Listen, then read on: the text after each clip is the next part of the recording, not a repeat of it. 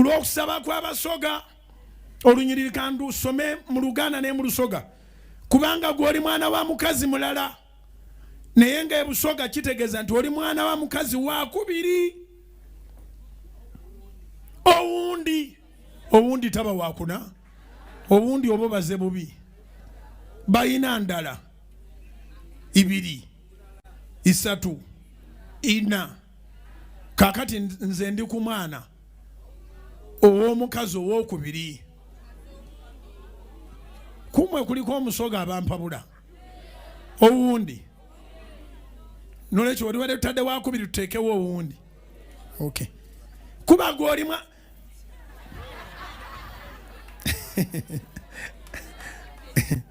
kinyuma okuyiga nga ate tuseka. Tolisika mu nyumba ya kitaffe kati mumpe Lusoga. Tolisika mu nyumba ya baba waife. Kuba gw'oli mwana w'omukazi owundi. Omukazi kyekyo.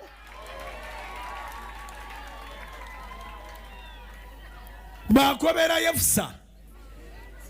Bamukoba bati iwe bona tolisika mu nyumba ya baba waife kuba gw'oli mwana wa mukazi owundi.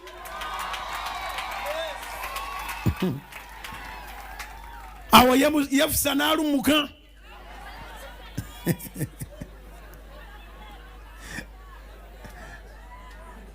Okudduka si kwe kulumuka.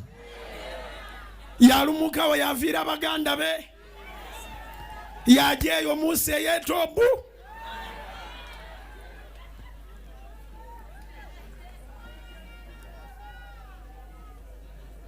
Yayagana abasada bataliko kye bagasa. Yabakungania. Nekyo. Bas. Awo lwatuuka bo wabitawo ekiseera. Bwe wabitawo ekiseera abaana ba Amoni ne balwana n'abaana ba Isirayiri. Awo lwatuuka abaana ba Amoni bwe balwana n'abaana ba Isirayiri abakayire b'e Giliyadi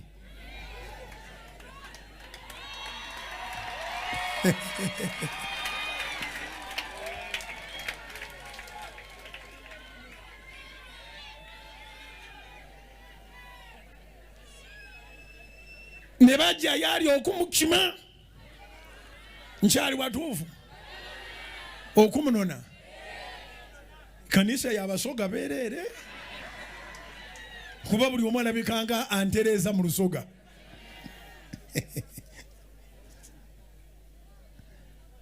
Bwe bamwagaana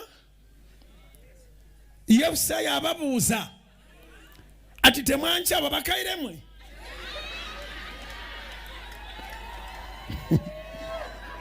Ne mungoba mu nyumba ya baba mpera n'ekibaleese eno yendi nga muli munnaku kiki kubira Mukama engalo ez'amaanyi.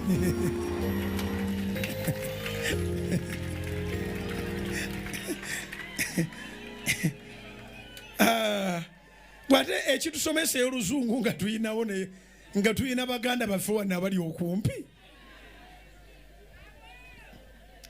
Abakaire bamukoba bati Yefusa bonna eno. Bano bonna abaleeta sente basoga naawo nja maiso. Yefusa yabakobera ati yabakoba bannange mbanga lutereeza neziramu n'endusobya. Yefusa yabakoba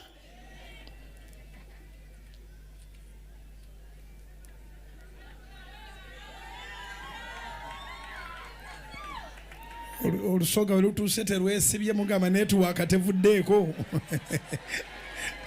Netiwaaka eringa evuddeko ne katunoonye mpola mpola. Abakaire b'e Giliyadi bagamba Yefusa bakoba Yefusa kyetuvudde tukukyukira kyetuviire tukukyukira kyetuvire tukukyukira nate mperano oje naife oje nife ekanisa buli kyosimanyi nti abasoga bangi bwe batyo tebakkiriza ate kusoba olulimi lwabwe oje nife olwane n'abaana ba Amoni naawe oli bamukulu atufuga kyabazinga mwene mwamumanyi kye mulimpa kubira Mukama engalo ez'amaanyi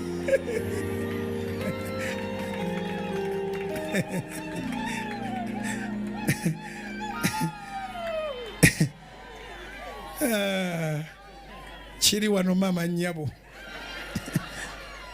nze nzigaane ntya mbadde ndina okulya ku ssente z'abasoga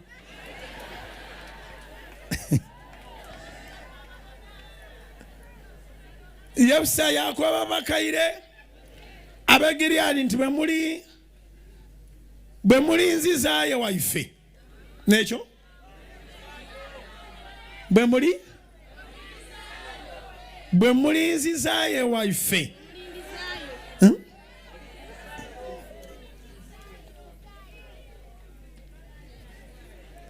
ndi ku lunyiriri no lwa 11 ndi ku lwa 9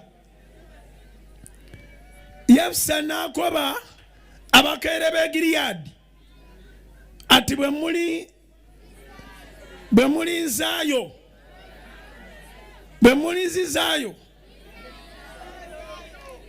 nzizaayo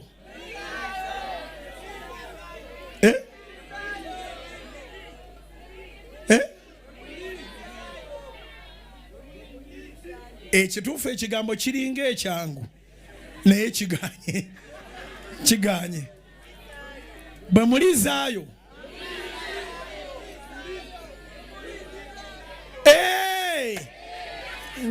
nkitegedde bwe mulindidaayo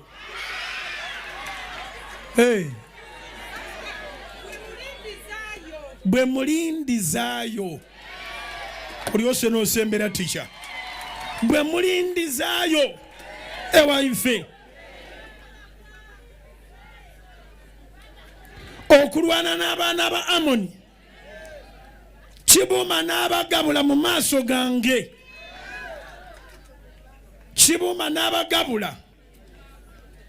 mu maaso gange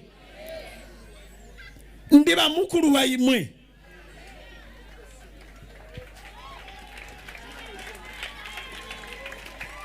olw'ekumi abakaire b'Gileyadi bakoba Yefusa nti musengu anaaba mujulirwa wakati waife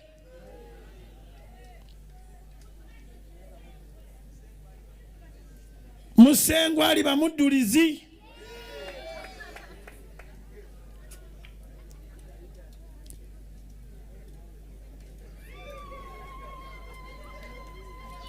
mazima bamukoba bati mazima ng'ekigambo kyo bwe kiriba bwe tulikola bwe tutyo Yefusa n'alyoka ajja n'abakaire ab'Gileyadi abantu boona ne bamufuula mukulu waibwe abafuga Yefusa n'akoba ebigambo bye byonna mu maaso ga kibumba Mizupa. That was courtesy of Basoga.